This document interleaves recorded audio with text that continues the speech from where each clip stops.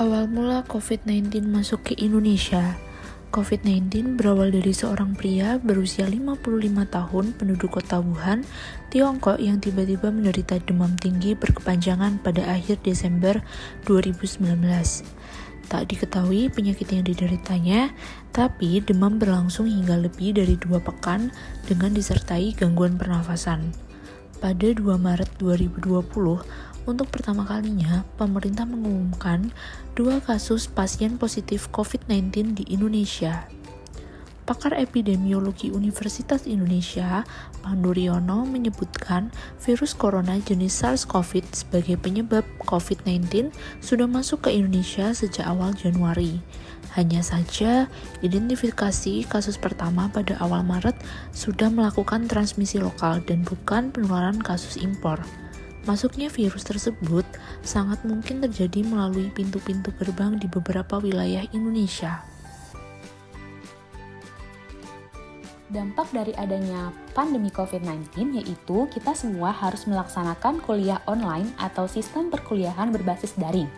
Kuliah online dapat disebut juga sebagai e-learning atau online course, yaitu proses perkuliahan dengan menggunakan teknologi informasi dan komunikasi. Dalam hal ini yaitu adalah internet. Jadi manfaat dari kuliah online yang pertama, kita bisa kuliah kapanpun dan dimanapun. Yang kedua, melatih mahasiswa agar bersikap disiplin. Yang ketiga, mengasah kreativitas dari mahasiswa.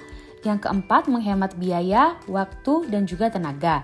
Yang kelima, kita bisa kuliah sambil bekerja. Yang keenam, menjadi hobi membaca dan juga menulis. Kemudian yang ketujuh, kuliah online ini bukan berarti ujian online ya. Kekurangan dari kuliah online yang pertama itu, kita semua akan ketergantungan kepada internet. Yang kedua, sangat tergantung pada sikap disiplin dari para mahasiswa. Yang ketiga, dalam hal interaksi sosial menjadi lebih sulit karena terbiasa sendiri. Yang keempat, ada beberapa mata kuliah yang tidak bisa diajarkan secara online. Yang kelima, perangkat komputer atau gadget yang memiliki harga cukup mahal sehingga program kuliah ini baru bisa diakses oleh kalangan tertentu. Aktivitas yang dapat kita lakukan di rumah selama pandemi COVID-19. Yang pertama, membersihkan rumah. Selalu jaga kebersihan rumah dan lingkungan sekitar rumah. Yang kedua, rajin berolahraga, supaya menjaga stamina tubuh agar tetap bugar. Yang ketiga, beribadah. Dengan beribadah, kita bisa mendekatkan diri kepada Allah Subhanahu wa Ta'ala. Yang keempat, menekuni hobi, agar tidak bosan di rumah. Yang kelima, berkebun. Protokol kesehatan ketika keluar rumah. Yang pertama, kenakan masker dan face shield. Yang kedua, jangan lepas masker kecuali saat makan dan saat minum. Ketiga, jangan lupa membawa hand sanitizer. Yang keempat, gunakan alternatif pembayaran.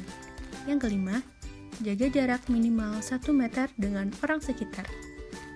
Itulah produktivitas di masa pandemi COVID-19, di mana kita harus tetap mematuhi protokol kesehatan, mematuhi aturan pemerintah, tetap jaga kesehatan, dan jangan lupa untuk lakukan vaksin.